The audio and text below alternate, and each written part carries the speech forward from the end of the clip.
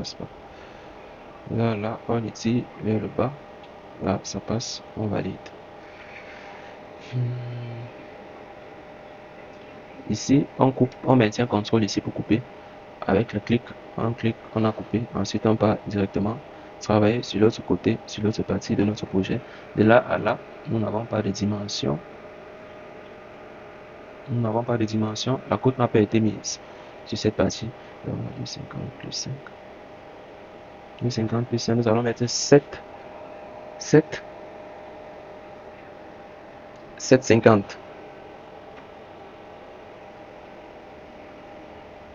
CTRL T, CTRL. 7,50. 7,50. Donc, cela signifie que nous avons ici 5 mètres. On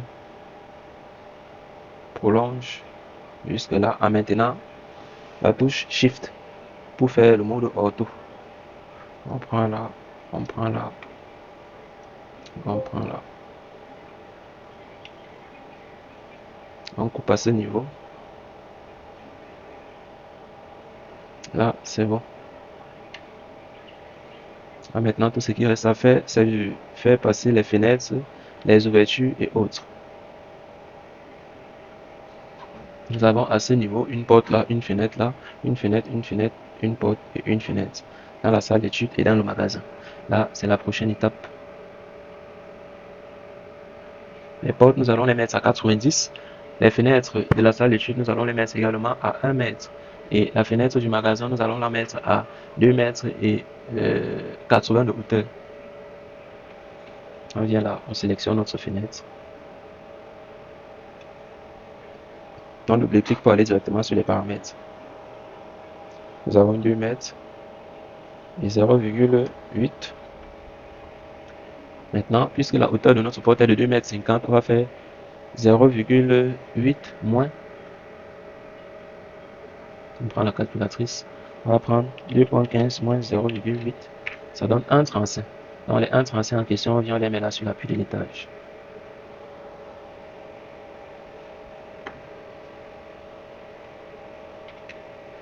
On valide. Ensuite, nous venons là. Nous venons là. On prend 90. 90 pour la porte.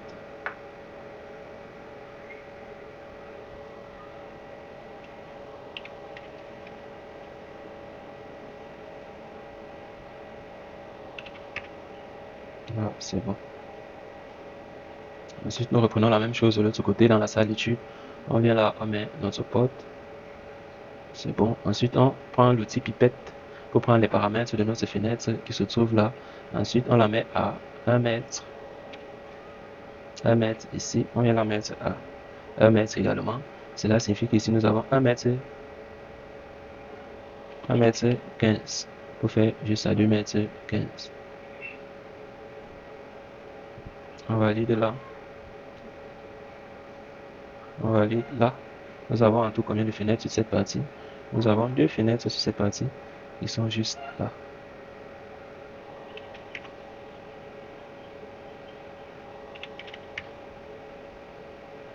Là. Et puis c'est bon. Là, nous allons directement aménager sans attendre. Nous allons venir sur disposition mobilier. Là, on sélectionne ce mobilier. On passe sur style, on le met carré. On retire les murs de cloison. Les cloisons, là, là, là. On valide.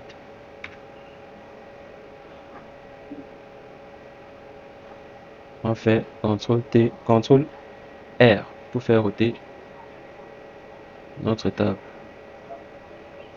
Ensuite, on sélectionne notre table, on la ramène un peu plus au bout. Là, nous avons combien de tables? Nous avons 1, 2, 3, 4. 4 tables. On vient là. Nous n'allons pas exactement reproduire la même chose, mais CTRL T, CTRL.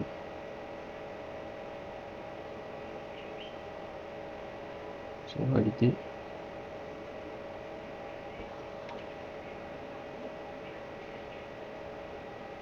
Ctrl T, Ctrl.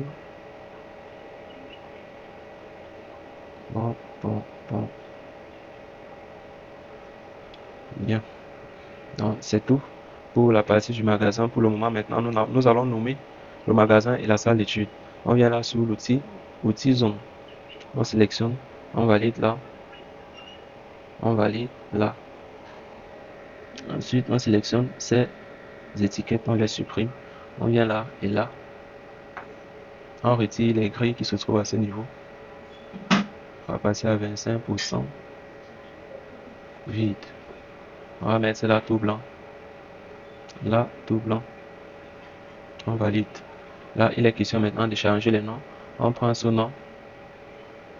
On retire, on met magasin. Ce nom.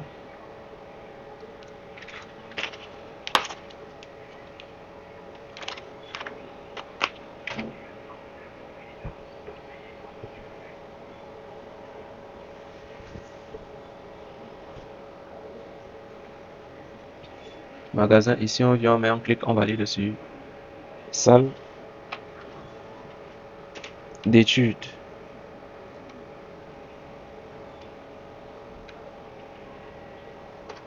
Salle d'études. Là, c'est bon. C'est validé. Hein? Ok. Là, c'est fini à ce niveau-là. Maintenant, il est question pour nous de dessiner le duplex en question. Au moins, qu'on continue d'abord avec la partie du rez-de-chaussée. En attendant, je vais d'abord couper la vidéo et puis je vais un peu essayer de me ressourcer avant de continuer la vidéo.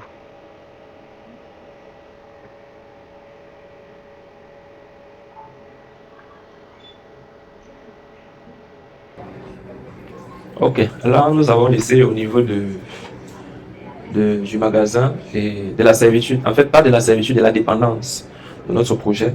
Et nous allons continuer tout simplement avec notre projet au niveau de notre duplex. Là nous allons faire les différents décalages que nous voyons là, les 1,57 et les 1,14. Bon, on va directement arrondir à 1,15 et là-bas de l'autre côté à 1,60 pour faire des arrondis, pour éviter d'avoir des petits décalages de chiffres. Bon, 1,57 encore c'est possible de dessiner, par contre ici le 1,14,5 là, c'est pas trop, c'est pas. Après nous aurons quelques petits soucis lors des implantations et tout le reste. Donc je vais une fois mettre ça à 1,15. Donc je vais directement me lancer sur mon projet. Nous allons commencer par décaler. Nous avons ici CTRL T, CTRL. On décale de 1,60. Là, on retire toutes les fenêtres, toutes les portes. On supprime. On étire. On met d'abord la bonne dimension. 1,60. Bien. Ensuite, nous étirons jusqu'à un certain niveau. Ici également. Là, nous venons également. Là, c'était 1,15. On fait 1,15. Aïe, aïe. CTRL T, CTRL. 1,15. Entrée. Je viens là, je valide 1,15. Entrée. Ensuite, je sélectionne les deux. Je les relie par une intersection. Je supprime la porte, la fenêtre.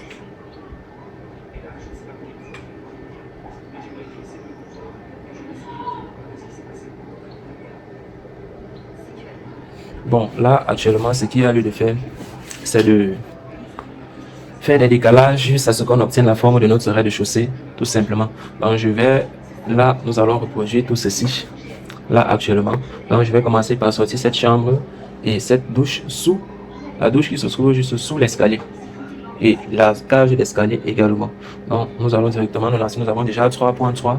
Nous avons 3,30 m plus 15 cm. Ça fait 3,45 m que je vais décaler. Ensuite, là, je vais décaler à 2,79 m. Donc, je vais directement partir à 2,80 m pour éviter les petits chiffres particuliers. Donc, je suis là, 3,45. CTRL T, CTRL. 3,45. Ah, ça donne pas 3,3. Je fais ici 3,3. Entrée. Ok. Ensuite, je vais également faire 2,79 m. Donc 2,80 m plus 20. J'ai oublié que mon mur était de 20 cm. 2,80 m plus 20. 2,80 m plus 20, ça fait 90, 3 mètres. Bien, là c'est bon. Il est question maintenant pour nous